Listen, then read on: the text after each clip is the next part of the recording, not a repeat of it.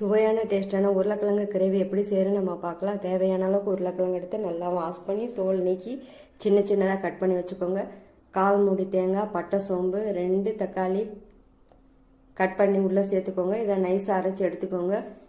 ஒரு ஃபேனில் தேவையான அளவுக்கு எண்ணெய் ஊற்றிக்கலாம். கடுகு, உளுந்தம்பருப்பு போட்டுக்கோங்க. அது பொரிஞ்சோன்னே பிரிஞ்சி இலை, பட்டை, சோம்பு எல்லாம் போட்டுக்கோங்க. அதெல்லாம் பொரிஞ்சோன்னே கட் பண்ணி வச்சுருக்கிற ஒரு ஆனியன், 1 ஸ்பூன் இஞ்சி பூண்டு பேஸ்ட்டு இதெல்லாம் நல்லா வதக்கிக்கோங்க. மஞ்சள் பொடி, மிளகாப்பொடி, தனியாப்பொடி, சீரகப்பொடி எல்லாத்துலேயும் ஒவ்வொரு ஸ்பூன் போட்டுக்கோங்க.